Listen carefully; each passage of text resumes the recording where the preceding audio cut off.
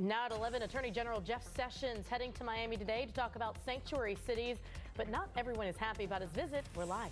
Also, President Trump doubling down on his comments on the recent violence that happened in Charlottesville, saying that both sides are to blame. How lawmakers on Capitol Hill are reacting to that. And a warehouse in northwest Miami-Dade up in flames. The rush to get everyone out to safety.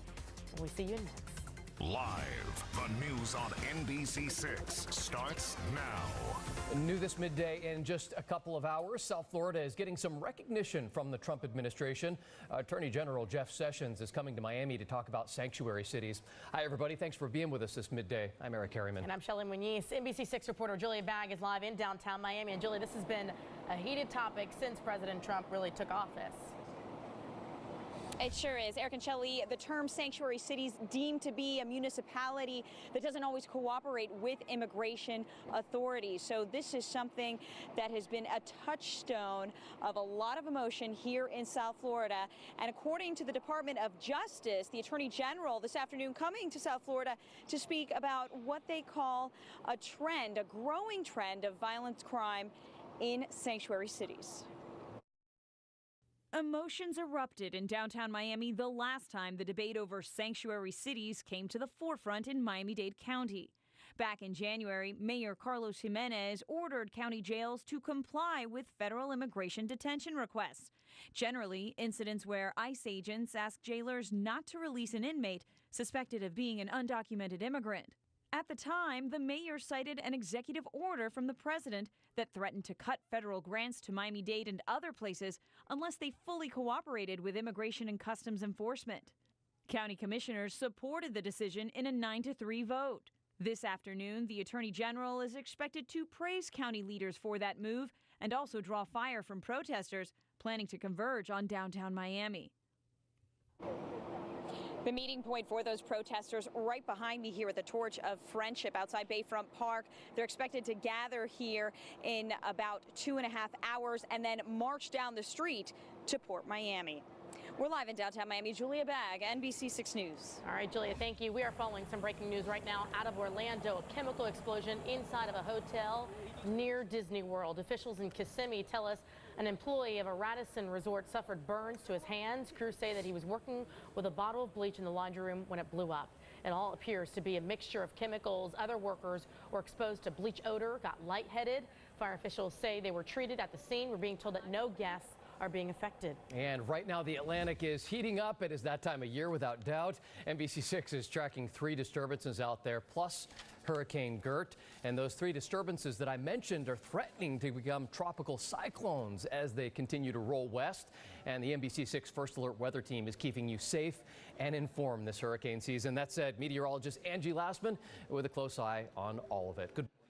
Good morning, Eric. Yeah, we're still continuing to keep an eye on Hurricane Gert. You can see right now still over 1,000 miles from Miami, affecting some on the East Coast, not directly, but definitely seeing high surf all the way along the northeastern coast. We are watching for high rip current in those areas as well. You'll notice as we zoom in on the satellite imagery, we do have a well-defined eye from Gert. We will expect a little bit of strengthening here as we go through the next 24 hours. Latest advisory as of 11 a.m. shows this: winds 90 miles per hour. Now, this is important. The movement is northeast at 25 miles per hour. So as we take a look at the official hurricane track, you can see it's going to enter some of those cooler waters. It gradually gets colder here as it moves around that high pressure system, which of course is going to affect other systems that are out into the Atlantic as of right now. Side note with Gert, it does look to intensify, maybe a hurricane, a category 2 hurricane here over the next 24 hours. Eventually, it'll become an extratropical low as we go through the next 48 hours. Now, those other couple of spots that we're continuing to watch, we have Invest 91L, we have Invest 92L, and we have an area to watch that's currently a tropical wave off the coast of Africa. We will watch for all of these to have a medium chance of development over the next 5 days. You can see 40% for each of them. We will be watching for these to continue moving in this direction. Like I said, there's a couple of highs holding strong in this portion of the Atlantic, so we will watch them continue to move right this way towards the Caribbean. If you don't already have your plans in, all your preparations intact for hurricanes, keep in mind this now is a good time to do it, especially at the peak of hurricane season, guys. Angie, thank you. New overnight, the city of Baltimore swooped in, removed 4 Confederate statues in the dead of night. City leaders cited events in Charlottesville as the reason for the secret removal of those monuments. Experts estimate that there are about 700 Confederate monuments and statues around the world, or around the country rather. 300 of those are in Georgia, Virginia, and North Carolina. Meantime, President Trump firing back against criticism of his late response to the violence that happened in Charlottesville over this past weekend. This time he did it by backing up his original comments, blaming both sides again for the atmosphere that led to that car attack. Yeah, NBC 6 Washington correspondent Edward Lawrence joins us more on what exactly was supposed to be an announcement about rebuilding infrastructure. President Donald Trump defiant, passionate, saying both sides were to blame for the violence that led to the death of one woman in Charlottesville, Virginia. What about the alt-left that came charging at the, as you say, the alt-right? Do they have any semblance of guilt? The president says he condemned neo-Nazis and white supremacists, but then doubled down on the shared blame for the atmosphere of violence in Charlottesville. You had a group on the other side that came charging in without a permit, and they were very, very violent. Both Republicans and Democrats lined up to criticize the president. We will not stand for the KKK. We will not stand for neo-Nazis. We will not stand for white supremacists. They don't belong in this country. They aren't a part of this country.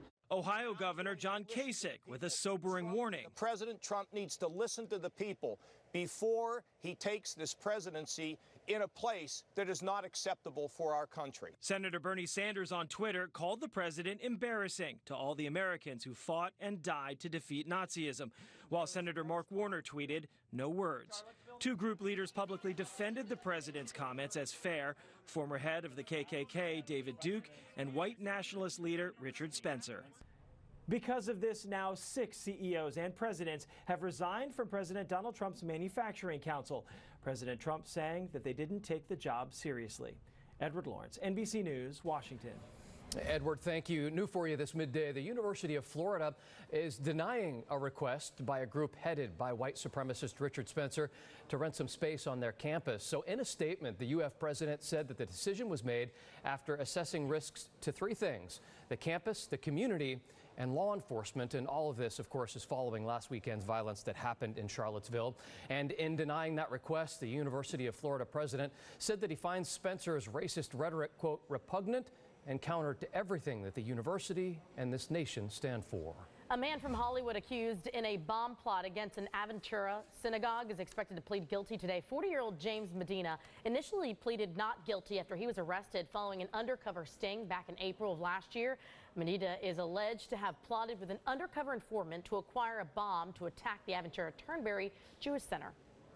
With Scaramucci out as the White House communications director, President Trump's longtime aide Hope Hicks is going to serve as the interim White House director of communications, for now anyway. 2 senior White House sources confirming to NBC News that Hicks will head up that team until a permanent person is named. Hicks has been by Mr. Trump's side since the day that he actually launched his campaign, and she is currently the director of strategic communications for his administration. And take a look at this from Chopper 6, smoke coming out of the roof of a warehouse. This is in northwest Miami-Dade not very long ago. Chopper 6 giving us a bird's eye view as these crews try to get inside to put those flames out. NBC 6 reporter Daryl Forges is live on the scene right now. And Daryl, the question is, was there anybody inside? And if so, was anybody hurt? Yeah, there were some people inside, Eric, but they are okay. Let me get out the way and show you right now the scene. So far, everything's quiet down. There is one fire truck on the scene right now, but it was very hectic earlier this morning. Let's go ahead and cut to some more video from Chopper 6. Now, as you can see right here, some of that smoke in the air from the chopper. Now, according to Miami-Dade Fire Rescue, over 9 fire rescue units were on the scene. This is all from inside of one of the jet testing cells here, just really close, not too far from the Miami International Airport. There was some large smoke, and there's also some ventilation issues. But the good thing, Eric, is that there were no injuries inside of this warehouse. Now, back out live here in northwest Miami-Dade. Now, as fire crews were here, they were luckily able to put out the fire. But according to Miami-Dade Fire Rescue, they say that everything is still under investigation. That's the latest from northwest Miami-Dade this morning. Daryl Forges, NBC 6 News. All right, Daryl, thank you. Right now, police continue searching for a man targeting women at store parking lots. So this surveillance video here shows you a man attacking a woman outside of a Cooper City Walmart right in the middle of the day. She was just putting her groceries in her car. That victim, a 61-year-old woman. The thief quickly snatched her purse, even not caring that other customers were around. If you know anything about this guy, if you recognize him, give a call to Broward County Crime Stoppers, 954-493-TIPS. New for you this midday, a vigil was held for a man who was killed in a hit-and-run accident in northwest Miami-Dade. Deone Feliz Laura was hit by a gold-colored pickup truck. That's all we know. It happened at the intersection of Northwest 28th Street and Northwest 31st Avenue about a month ago. His close friends and his family holding that vigil today because there have been no updates, no leads. So they're hoping that somebody is going to come forward that has some kind of information that can help. So back when this accident first happened, again about a month ago, NBC6 was able to talk to his son. I'm going to miss my daddy. And when he took me to birthday parties, and when he took me to Chuck E. Cheese, and when he took me to the park.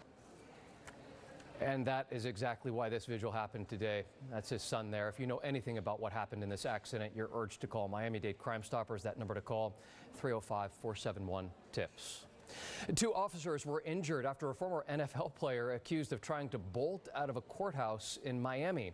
Demetri Patterson, you probably recognize the name, was facing a judge for a domestic violence issue. Well, police say he tried to leave the courtroom, and when the judge ordered him to be held in custody, he bolted. And that's when 2 female officers tried to step in and stop him. One was knocked to the ground, ended up hitting her head on the floor. The other hurt her hand. Eventually, Patterson was stopped and brought back to that courtroom. And as you can imagine, he is now facing even more charges for trying to get out of there. Patterson played for a couple of teams over his NFL career, including the Miami Dolphins. If you received a phone call offering you a free cruise, you may be able to get some cash. A class action lawsuit claimed that a marketing group violated the Telephone Consumer Protection Act when they made automated calls. So anyone who got a call between July 2009 and March 2014 could be eligible for up to $900. It's, of course, if you remember getting that call during that time. And just head on over to the NBC6 News and Weather app to see exactly if you qualify. We've posted a link that you can check your phone number right there as well. All right, still a whole lot more ahead for you this midday. Maybe just an excuse to party on a Monday. Right. You know, if that's the case, go for it. Americans, of course, are getting ready to watch that total solar eclipse. And a lot of people are getting ready to host parties to do that. So just how extreme are some of these folks going to have a nice party to enjoy something that might not happen for another 100 years? Plus, a new startup looking to break into the movie business. Coming up, how you can watch a movie in a theater every day for 1 month and just paying 1 fee. And of course, a quick look at your First Alert Doppler 6000. You can see we've got through the morning mainly dry, but we're tracking some of those isolated showers right now. Thunderstorms in the forecast by afternoon. I'm going to tell you the answer to that question after the break. Welcome back. We are following some breaking news this midday out of Hawaii. That is where the U.S. Coast Guard military crew is right now searching for 5 members of an Army helicopter that reportedly went down during a training exercise. That exercise was taking place last night, and right now the rescue team is searching off the coast of Oahu, and there is a glimpse there of the area that is being looked over. The first day of school in Miami-Dade and Broward counties just happens to fall on the same day as this total solar eclipse that we've been following and talking about so much. And that has some local school districts planning exactly how to safely teach kids about this rare event. And NBC6 did learn this morning that American Heritage actually canceling the first day of classes because of it. How do you like that? It's like a snow day on the first day of school. So Broward schools are telling us that they will dismiss classes on a regular schedule, but all outdoor activities will be moved indoors between 1:30 in the afternoon and 4:30. The same plan in place for Miami-Dade schools, and teachers in both of those districts are being encouraged to provide some special lessons to the kids to help them learn more about what the eclipse really means and what it does. And as we have reported for the last couple of days, Catholic schools are dismissing early on Monday.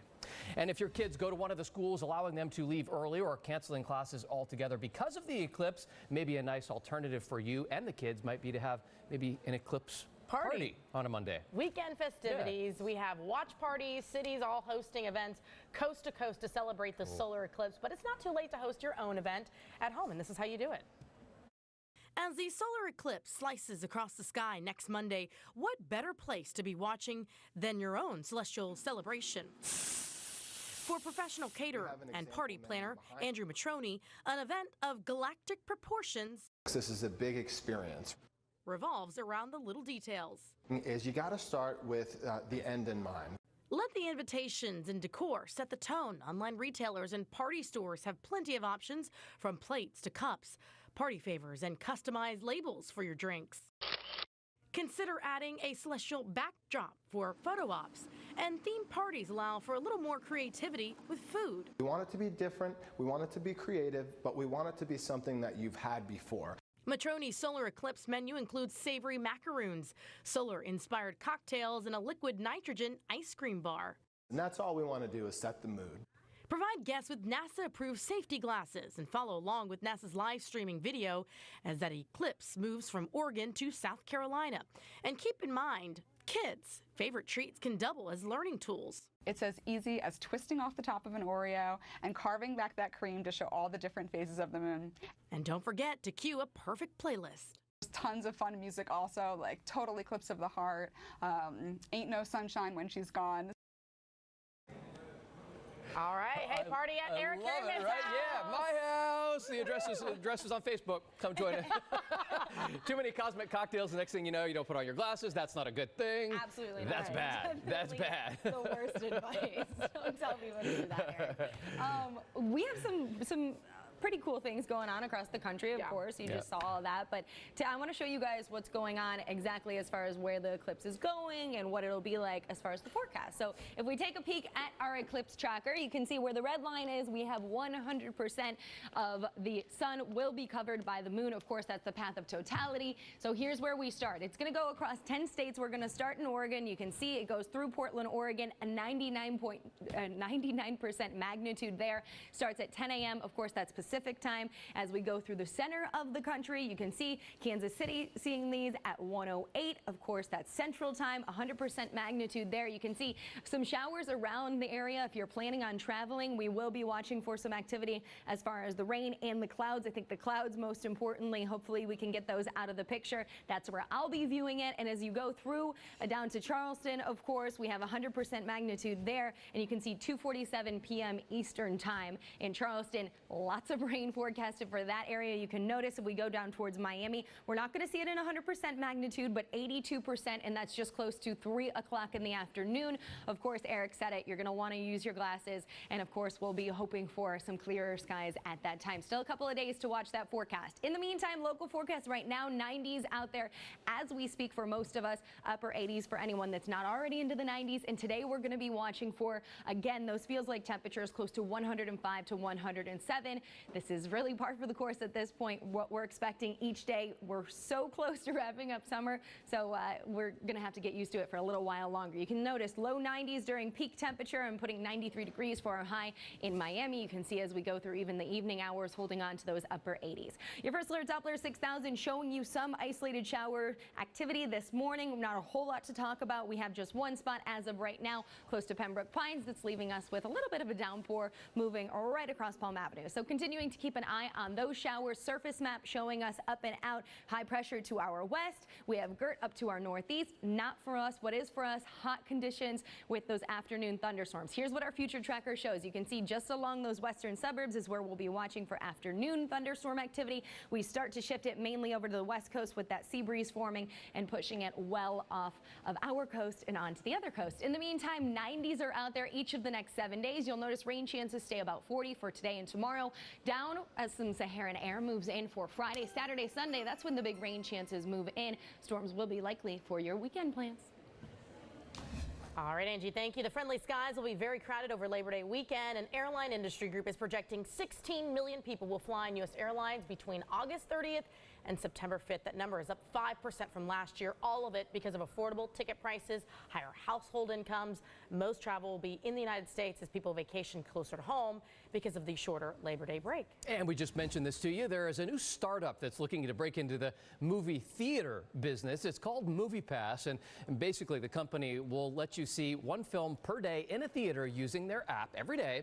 So the price for the service, just under $10. Already some of the big theater chains, they're complaining about it. They're not happy. AMC issued a statement saying that the MoviePass is not welcome there, and they plan to block people from using that app in their theaters. Happening today, the drawing for the Powerball jackpot. That jackpot is worth an estimated $430 million. You probably don't need to be told your odds of winning are astronomically small, so we do have one tip to boost your chances of getting just a piece of the pie. If you don't mind sharing, join a pool, buy multiple tickets. Suddenly, your small chance gets a tiny bit bigger, but then your payout gets a little bit smaller if you don't mind sharing. All right, so we've been speculating for weeks now as to whether or not actor Daniel Craig will be returning to the big screen as Bond. So now we have an answer from Craig himself. And Roxy, what is it? I left Daniel Craig at home. He was going to come and answer the question himself. Here live on the show, guys, he was a little busy. During a late night TV appearance, Daniel Craig did flat out. He was asked if he would play Bond again, and he said yes. He went on to say that he has always wanted to play the role again. He just, quote, needed a break. This will be his 5th Bond film since he took on the role in 2006. He is set to be released this film November 2019. We look forward to it. And you look forward to this coming up on New on 6 in the Mix. Our favorite Marlon Wayans finally back on television here on NBC. We're going to preview his new comedy called Marlon, making a premiere tonight. Plus, we are just days away from clearing the shelters here in town and across the country. Do you have a pet in mind to adopt? Maybe so, but is it the right pet for you? We're going to answer that, plus more expert tips on dispelling myths about shelter pets. That and much more, all new at 11:30 on 6 in the Mix. Everybody, not only me like as a realtor, you need to know about the weather. When you work outside, you need it. And that's what our radar does. We have that 6-minute advantage, and not only on the air, but also on the app. We take pride in actually helping people like you. Welcome back, everybody. We are looking forward to this. This Friday, we have a special edition of the NBC6 Cafe making our way to Fort Lauderdale this time. We're going to be kicking off our Clear the Shelters campaign at the Broward County Animal Care and Adoption Center, and NBC6 and our sister station Telemundo 51 are taking part in this nationwide campaign. We have been talking about this for quite some time now. Finding homeless animals, their forever homes. Adoption fees will be waived, reduced on Saturday. So Saturday is a great day to come out. You can read more about it on the NBC6 News and Weather app. Yeah, so we'll be there on Friday for NBC6 Cafe, but the event is actually on Saturday. Yeah. And it's at shelters all across Miami-Dade and Monroe and Broward counties. We're going to be everywhere. So if you're thinking about maybe adopting a pet, perfect day to do it. And get there early, because last year when we were showing up to our shifts, people were already lined up and they hadn't even opened the door. So get there early so you can get your pet. Take them. First pick. That's right. Yeah. All right, 6 in the Mix with Roxanne Vargas. That is next. Angie, you'll back at 4 p.m. I'll see you guys then. Bye, everybody. Bye, everybody. See you tomorrow.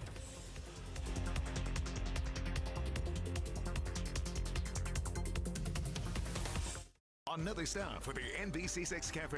And we're kicking off Clear the Shelters at the Broward County Animal Care and Adoption Division. Join the NBC6 Today team for free breakfast and see how we're helping pets find their forever home. See you this Friday in Fort Lauderdale for the NBC6 Cafe.